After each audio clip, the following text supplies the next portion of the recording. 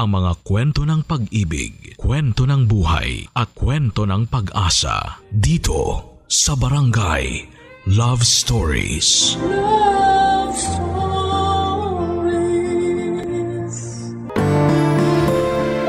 Ang pagiging mas matanda sa isang sitwasyon ay hindi nangangahulugan na alam natin ang lahat ng bagay sa mundo. Ang pagkatuto ay hindi lamang limitado sa mas bata dahil araw-araw tinuturuan tayo ng buhay. Ikaw, kabarangay, marunong ka bang magpakumbaba? Dear Papa Dudut, ang pagiging ina ay isang bagay na hindi ko ipagpapalit sa kahit na ano pa pang bagay sa mundong ito. Dahil para sa akin ang pagiging ina ay isang pribilehyo na pinagmamalaki kong nabigyan ako ng pagkakataon na gampanan. At kahit na medyo challenging ang pagiging isang ina sa isang espesyal na bata, ay nagpapasalamat pa rin po ako sa Panginoon dahil pinagkatiwala niya sa akin yon. Ang tulad nitong anghel na dapat kong ingatan, alagaan at pagkamahalin.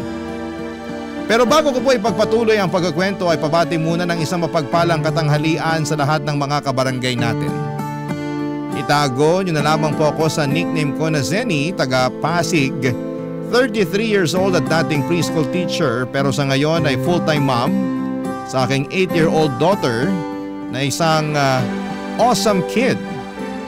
At yung bang terminolohiya na ginagamit sa mga batang may autism. Tandang-tanda ko pa ang reaksyon ng mami ko noong nag-decide ako na mag-resign sa pagkaguro taong 2023 para tutukan ang pag-aalaga at pagiging nanay sa aking anak, Papa Dudut.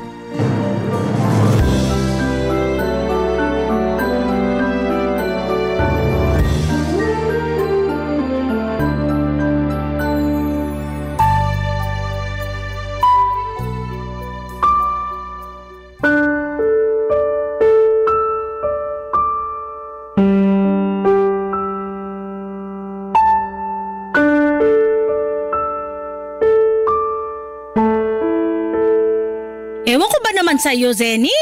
Kung ano-ano na lang talaga pumapasok dyan sa kokote mo. Mami naman, hindi po yun kung ano-ano. Tsaka matagal na naming pinag-isipan at pinag-usapan yun ng asawa ko. Oh, pinag-isipan at pinag-usapan naman pala nila ate. Bakit pa kayo nagagalit dyan, Mami? Pwede ba, Nash? Huwag ka nang sumabad dyan.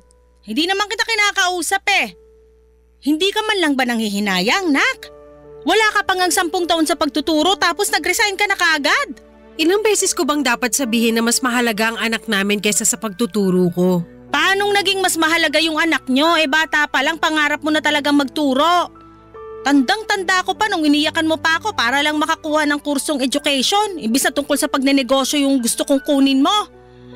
Pinagbigyan kita kasi kinonsensya rin ako ng daddy mo. O tapos ngayon, basta-basta mo na lang iiwanan kung kailan nandiyan ka na. Ay, hindi niyo po talaga ako naiintindihan, no? Hindi talaga, kasi ang gulo niyo mag-isip nung asawa mo. Paanong magulo sila mag-isip? Gets na gets ko yung point nila ate at kuya kung bakit nag-decide sila ng ganyan. Kayo yung hindi makaintindi dyan, Mami. Sinabing huwag ka sumabad dyan! Nakakainis kasi kayo. Pinagpipilitan nyo pa yung gusto nyo eh. Halata naman kay ate na nahirapan siyang magdesisyon na mag-resign sa trabaho at iwan ang pagiging teacher niya para sa anak nila ni kuya. Pero anak nila kasi yun. At dapat mas mahalaga yung anak nila kaysa sa kahit na anong bagay sa mundo. Andun na tayo sa dapat mas mahalaga. Pero trabaho pa rin yung pinag-uusapan natin dito.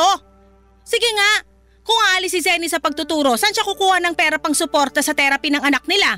Ang gastos-gastos pa naman ng batang yun, naku! Kung makatawag kayo ng bata dyan, parang di nyo apo yung pinag-uusapan dito ah. Tama po si Nash.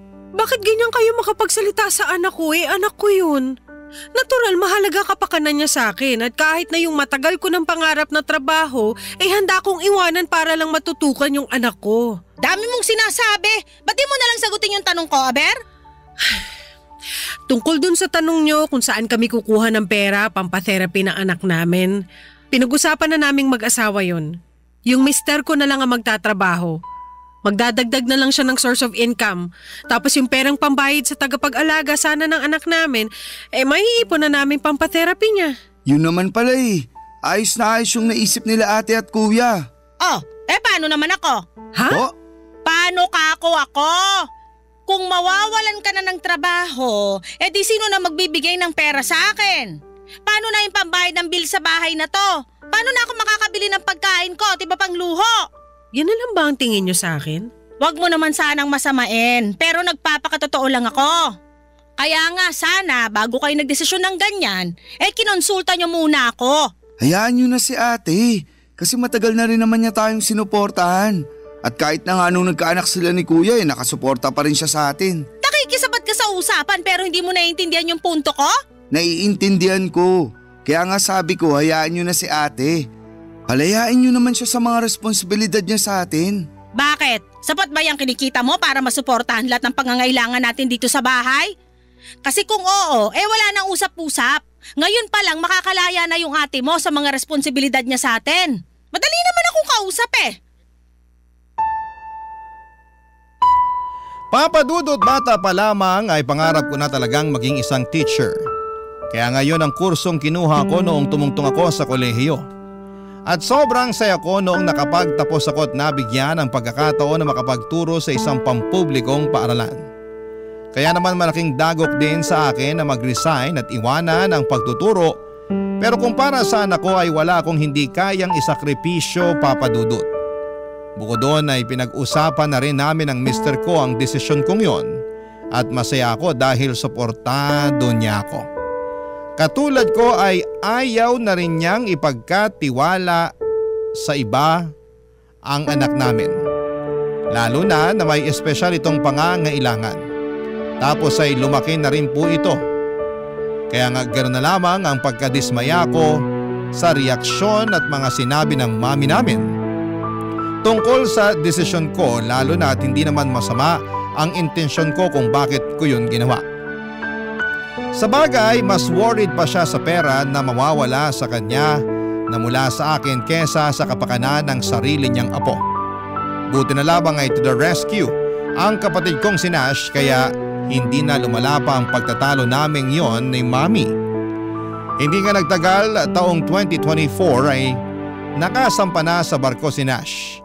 At siya na ang nagpapadala ng pera kay Mami.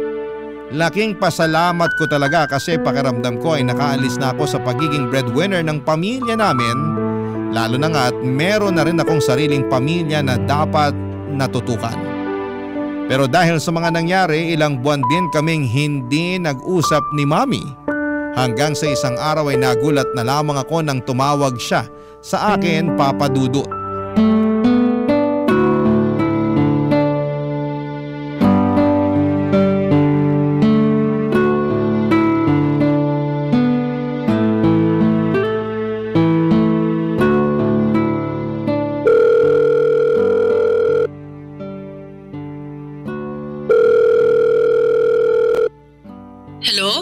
Hello, Zenny. Mi, napatawag po kayo. Oo Eto kasing kapatid mong si Nash, panay pangungulit sa akin na tawagan daw kita para kamustahin. Ayoko nga sana, kasi di ba nagkasamaan tayo ng loob nun? Wala naman po sa akin yun Buti pa sa'yo, wala na yon. Pero kilala mo naman ako. Kahit anak kita, hindi ako ganun kadaling lumimot ng kasalanan. Ano pong kasalanan? Meron po ba akong kasalanan sa inyo? Meron! Ano nga po yun? Basta. Ayoko nang pag-usapan kasi baka madagdagan lang Hindi nga yun ang dahilan ba't ako napatawag, di ba? Sa tono nyo parang napipilitan lang kayo na tawagan ako Medyo. Pero kasi mapilit tong kapatid mo. Gustong gusto na tawagan kita para kumustahin. Nakikita ko naman sa Facebook yung nangyayari sa buhay nyo. Kaya alam kong ayos lang kayo. Hindi naman po lahat ng nakikita natin sa Facebook totoo. Ibig sabihin, hindi totoo na masaya kayo dun sa picture nyo nung nag-mall kayo nung isang araw? Masaya po kami doon. Ang ibig kong sabihin. Dami-dami yung pinuntahan ng magandang lugar tapos kumain pa kayo sa mamahaling restaurant. Paano mo nagagawang kumain ng ganon samantalang yung nanay mo ay di mo makamusta? Noon na lang naman po kami nag-mall Tsaka hindi nyo ba nakita yung nauna kong upload ng picture? Na nasa ospital kami nung na-dengue ang anak namin? Parang natatandaan ko, sinend ko pa yun sa inyo sa messenger. Pero hindi nyo man lang sinin. Ha? Sinend mo ba? Opo. Hindi ko nakita Siguro sira messenger ko nun. Kaya pala hindi niyo man lang kinumusta yung apo niyo. Hindi ko nga nakita. Sigurado naman ako nakukumustahin ko yung anak niyo pag nakita ko yun eh. Ikaw talaga, masyado mo akong kinukonsensya. Ako nga po kinukonsensya niyo dun sa kinain namin sa mall. May pasabi-sabi pa kayo na buti nalunok ko yung mga pagkain ng hindi man lang kayo naiisip kumustahin. Totoo naman eh. Mi, kung magsusumbatan lang po tayo, mabuti pa wag na tayo mag-usap. Nai-stress lang po ako eh. Aba, sa akin ka pa talaga na stress? Hindi ko naman po sinabi sa inyo ako nai-stress. Ganun na rin yon, ako lang naman ang kausap mo. Natural sa akin ka may stress. Hindi ko lang mapigilan. Akala ko kasi gagaan loob ko nung tumawag kayo. Kasi sa wakas nagkausap na po ulit tayo. Ay sana talaga hindi na lang kita tinawagan. Kulit kasi ng kapatid mo. Laging tinatanong kung nag-uusap na raw ba tayo. Wala naman tayong kailangan pag-usapan. Hey! Pero alam mo, buti pa yung si Nash. Ang laki-laki ng perang binibigay sa akin ngayon na nakapagtrabaho na siya sa barko. Mas malaki pa dun sa inaabot mo nung nagtatrabaho ka pa. Dapat pala, imbis na nag-teacher ka, nagtrabaho ka na lang sa barko kahit taga-ayos ng mga kwarto ba tawag doon. Basta, alaki kasi na sweldo. Masaya naman po ako sa pagiging teacher ko. Tsaka hindi rin naman maliit yung inaabot ko sa inyo noon. Nagkataon lang na mas malaki yung naibibigay ng kapatid ko. Oo, kaya pasalamat ka sa kapatid mo. Kasi inako na niya yung responsibilidad na dapat ikaw ang gumagawa para sa pamilya natin. Nagpapasalamat po ako kay Nash pero grabe naman kayo. Anong grabe dun sa sinabi ko? Na kinukumpara niyo ako sa kanya. Tsaka sinusumbat niyo na naman sa akin yung pagre-resign ko sa trabaho.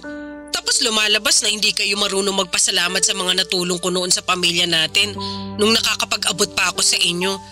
Kung iisipin, parang wala akong natatandaan na nag-thank you kayo sa akin. Puro na lang kayo reklamo kasi kulang o maliit yung perang na ibibigay ko. Nagsasabi lang ako ng totoo. Alangan namang sabihin kung sapat na yung kulang talaga. Sige nga, isipin mo yon. Hirap sa'yo, masyado kang balat sibuyas. Ibababa ko na po yung tawag. Ha?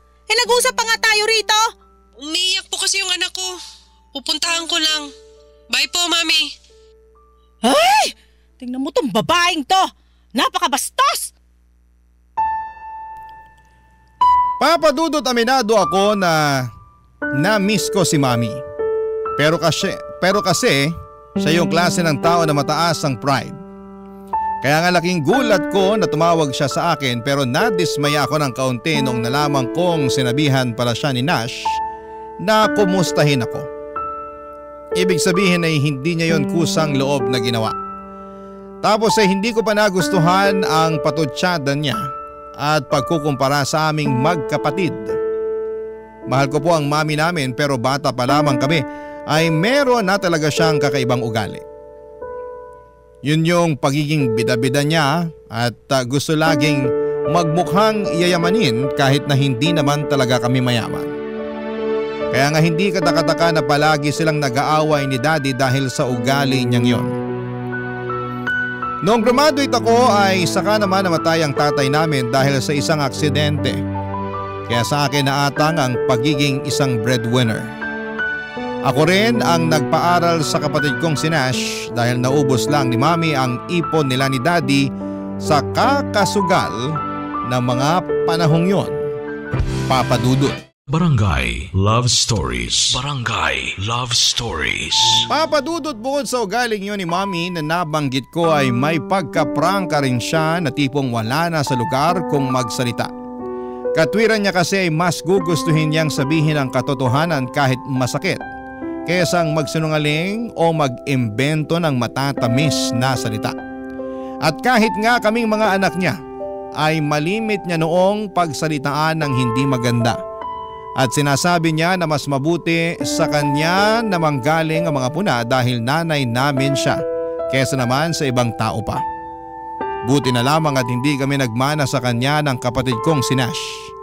Kasi kung anong prangka at sakit magsalita ng mami namin ay siya namang lumanay naming magsalita ng kapatid ko. Iniisip din namin ang sasabihin bago magsalita at kaya nga paboritong-paborito ako noon ng mga estudyante ko sa preschool dahil mabait daw akong teacher pero makatuwiran.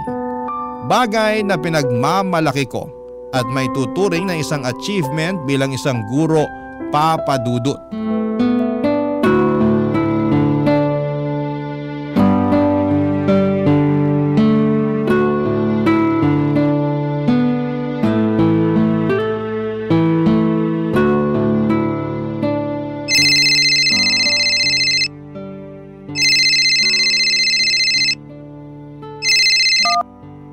Hello, Nash?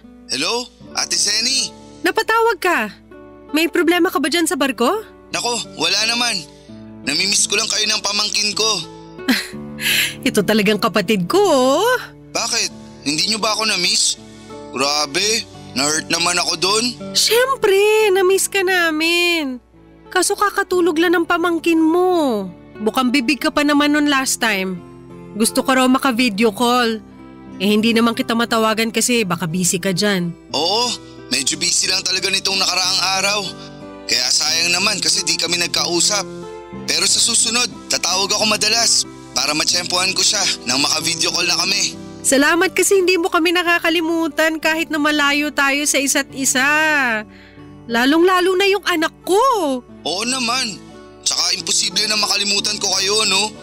Excited na nga ako magbakasyon dyan para makita kayo. Ako rin. Mabilis lang naman ang mga araw. Siguradong hindi na lang natin mamamalayan bakasyon mo na. Kaya nga, ngayon pa lang nag-iisip na ako ng pupuntahan natin pag nakapagbakasyon ako. Kaso napipressure ako kay Mami. Ha? Bakit? Ang daming lugar na gustong puntahan. Gusto pang mga ibang bansa. Kasi raw yung mga kumare niya nadadala ng mga anak nila doon. Okay lang naman sana pero nagsisimula pa lang naman ako mag-ipon. Tsaka malaki rin yung perang pinapadala ko sa kanya buwan-buwan. Si Mami talaga? Kinonsensya pa ako na bakit daw hindi natin siya magawang spoil. Tapos kinumpara pa ako sa anak ng mga kumare niya. Nalungkot talaga ako nun at nawala sa mood makipag-usap sa kanya. Gusto pa nga akong kausapin at iritan ng kung ano-ano. Kaya nagdahilan na lang ako na dinadayariya. Naaalala ko ganyan din siya sa akin nung tinawagan niya ako para mangumusta. Yan ba yung sinabi kong tawagan ka niya? Oo. Natuwa naman ako kasi tumawag siya pero nung sinumbat na niya sa akin na hindi naman daw niya gagawin kung hindi dahil sa'yo nalungkot at nainis na ako. Naku, pasensya ka na ate. Wala yun. Alam ko naman na concerned ka lang sa amin ni Mami at gusto mo na magkausap kami. Wala namang problema sa akin yun kasi nanay natin siya. Sabi ko nga sa kanya, kinalimutan ko na yung nangyari sa amin nung bago ka palang sumampa sa barko.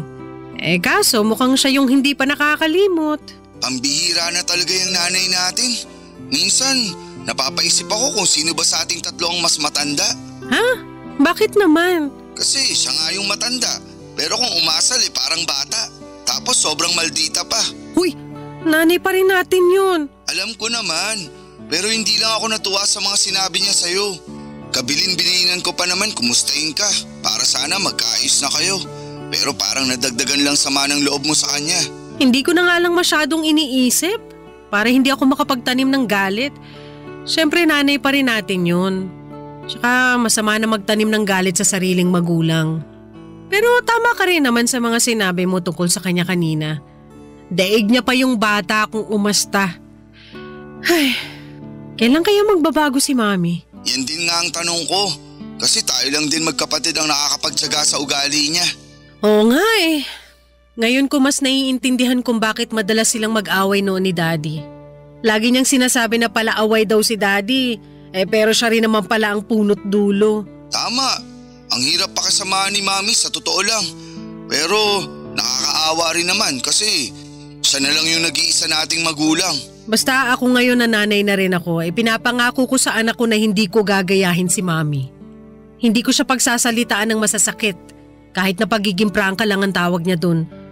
Hindi ko rin siya ikukumpara sa iba at palagi kong pupurihin lahat ng mga mabubuti at magagandang bagay na ginagawa niya. Ipagmamalaki ko siya sa ibang tao at ipaparamdam ko sa kanya na mahal ko siya. Yun ang gusto kong kamulatan ng anak ko. Yung lumaki siya sa pagmamahal at hindi sa pangiinsulto. Papa Dudut, alam naman namin ng kapatid kong si Nash na walang perpektong magulang. At napatawad na namin si Mami sa nagawa niya noong nalulung siya sa sugal dahilan para maubos ang pera na ipon nila ni Daddy. At kahit na paulit-ulit niya akong pinakikitaan ng hindi maganda ay lagi ko pa ring iniisip na ina namin siya ng kapatid ko. At nanggaling kami sa kanya at sa katunayan ay mas lalo kong naiintindihan ang pagiging magulang niya noong naging magulang na rin ako. Kaya nga lungkot lang isipin na kahit pala sa kapatid ko ay hindi pa rin nagbabago ang ugali ni Mami. At mas lumala pa ngayon habang tumatagal. Ewan, hindi naman namin siya pinapabayaan. Ini-spoil namin siya sa abot ng makakaya namin pero kung makapagsalita siya. Kung tratuhin niya kami ay parang kulang na kulang pa rin yung ginagawa namin para sa kanya. Nagpatuloy ang mga araw at sinabi sa akin ni Nash na bibisita raw si Mami sa bahay namin. Request niya para makipagbati sa akin. Hinayaan ko na lamang dahil nakikita kong nag-e-effort ang kapatid ko na magkabati na kami. Hindi nagtagal ay nangyari ngayon nung isang araw ay dumalaw siya sa amin. Sa totoo lang ay mabibilang sa mga daliri kong ilang beses pa lamang siyang pumunta sa aming bahay. Hindi raw kasi niya gustong magstay sa amin kasi mainit at maliit. Lalo na noong wala pa kaming napapa-install na aircon.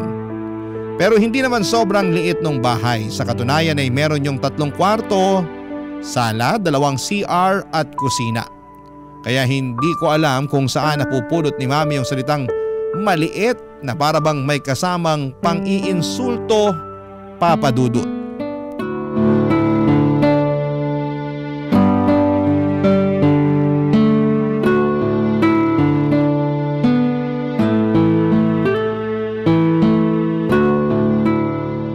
Ito po, Mi. Nag-order po ka ng mga paborito niyong pagkain. Ano-ano ba yan? May kare-kare po, tapos lechon paksiw, sinigang na bangus, tsaka fried chicken. Ang dami naman. Ano ba ako rito? Bibigtiin na?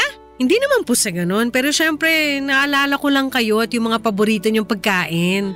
Kaso di ko naman ito mauubos lahat. Saka bakit ka ba order ng order? Po? Sabi ko, bakit ka order ng order? Sana nagluto ka na lang, nakatipid ka pa. Hindi na po ako nakapagluto kasi busy po ako sa pag-aasikaso sa anak ko. Bakit? Naglilikot na naman ba yung bata?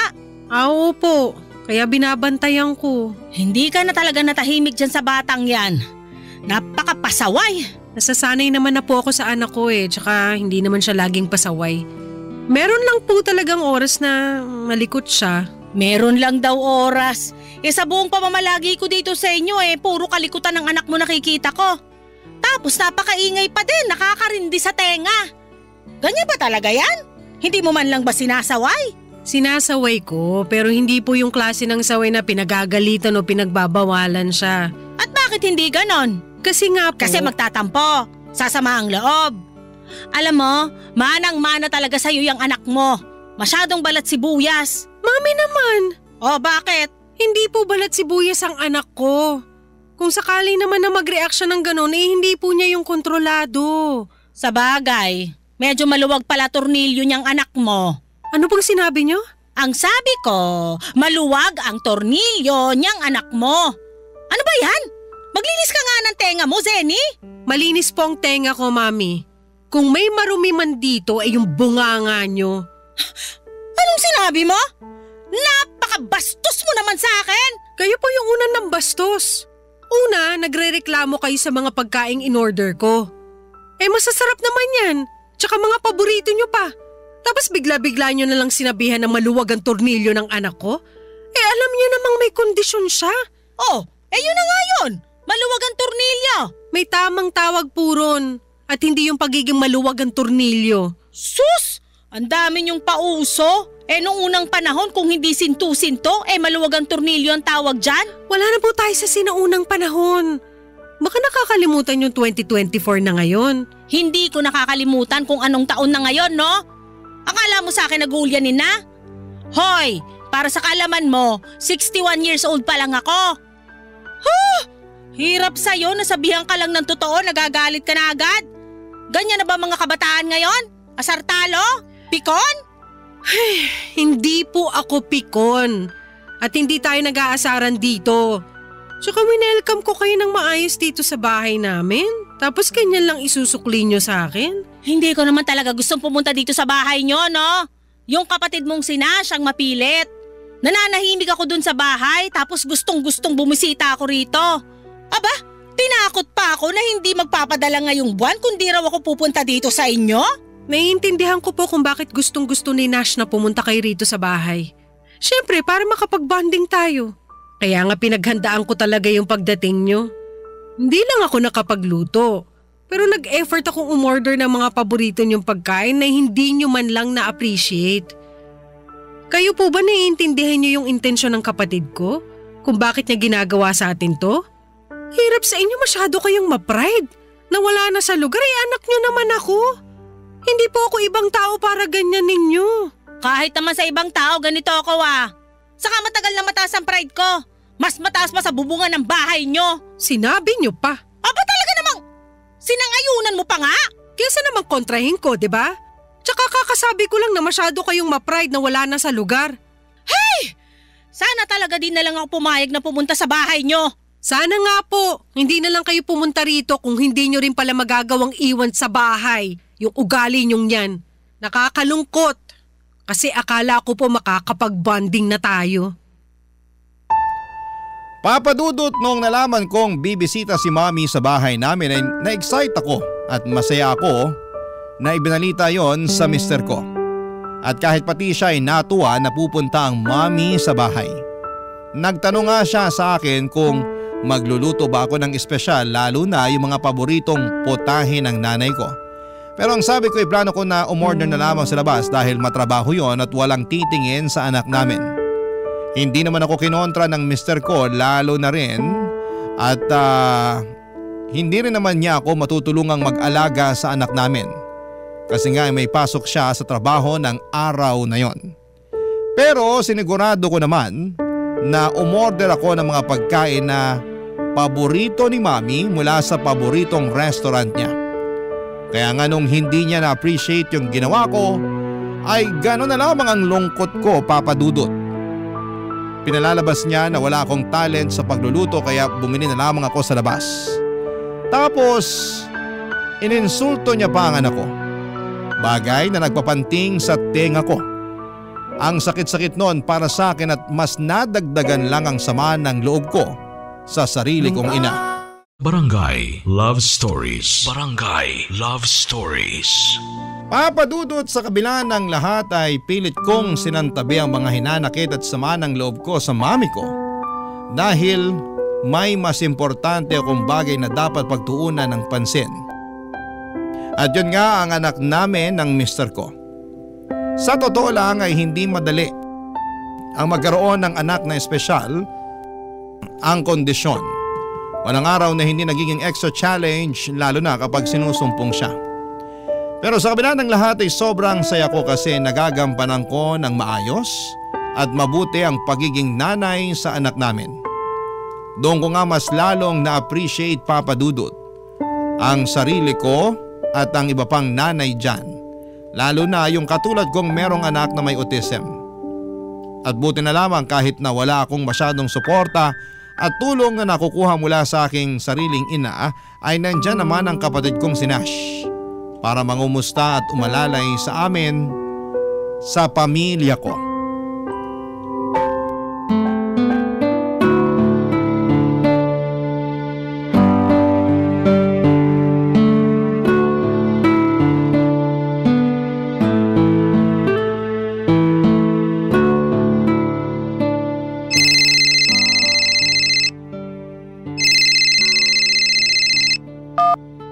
Hello, Nash.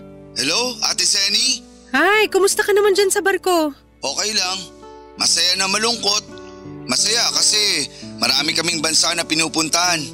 Pero malungkot dahil malayo naman ako sa inyo. Ikaw talaga. Malapit ka na rin namang umuwi, di ba? Sabi mo dito mo plano magpasko at bagong taon. Oo, kaya nga excited na ako. Parang gusto ko nang hilahin ng mga araw para lang dumating na yung bakasyon ko. Gustong gusto ko na kayong makita, lalo na yung pamangkin ko. Miss na miss ka na nga nung anak ko. Panay banggit sa pangalan mo, hindi niya makalimutan na ipapasyal mo raw siya sa museum pag nagkita kayo. Alam mo naman yung batang yun nahihilig sa history at geography. Kaya nga naisip ko siya agad nung nakapunta na ako sa mga bansa na palagi naming pinag-uusapan na gusto niyang puntahan paglaki niya. Ay, sana talaga kasama ko kayo rito, ate. Yun bang nakakapamasyal tayo bilang pamilya at hindi nagtatrabaho? Hayaan mo. Alam ko naman na matutupad din yan sa susunod eh.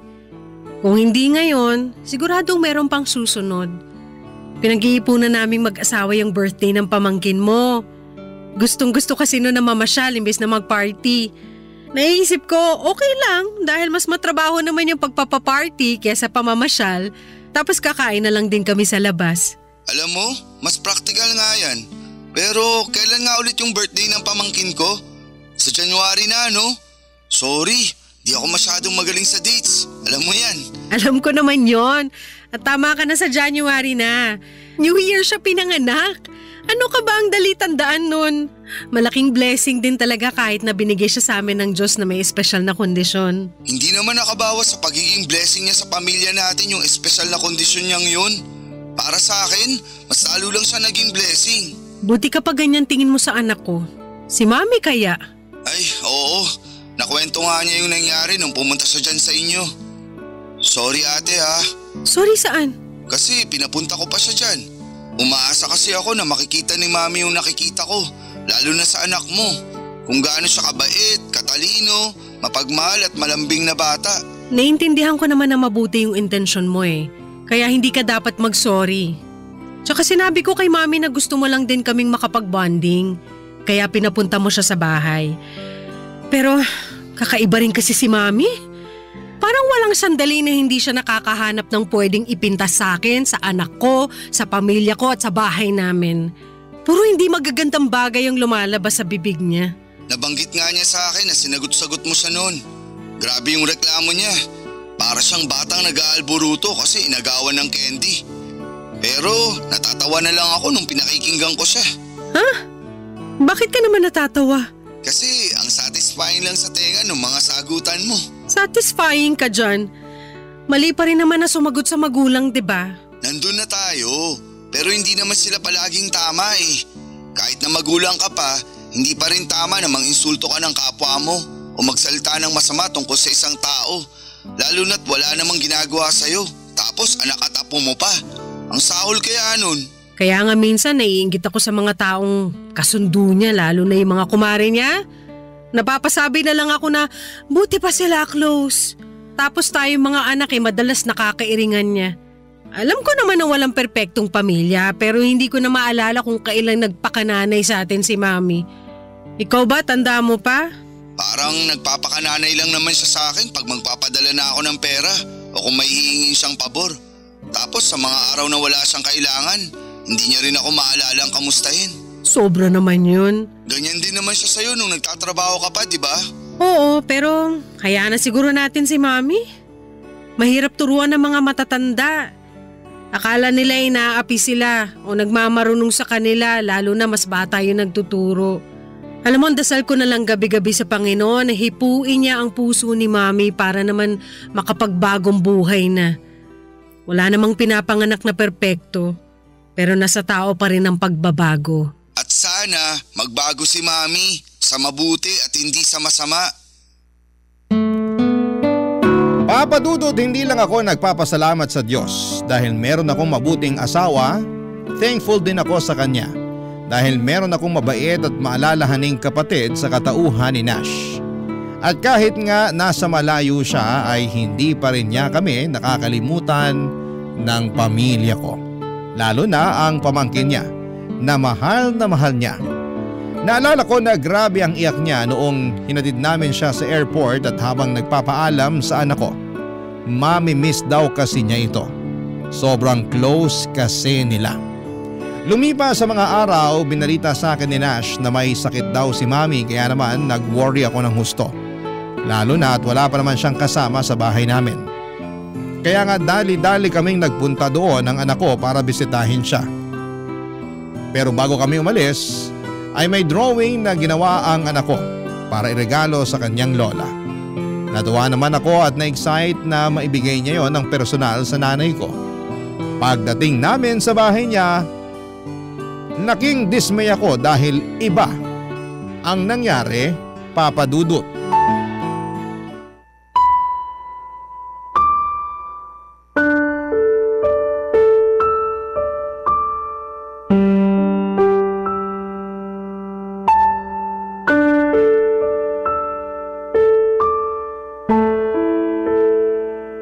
Sobra na po kayo sa anak ko, Mi.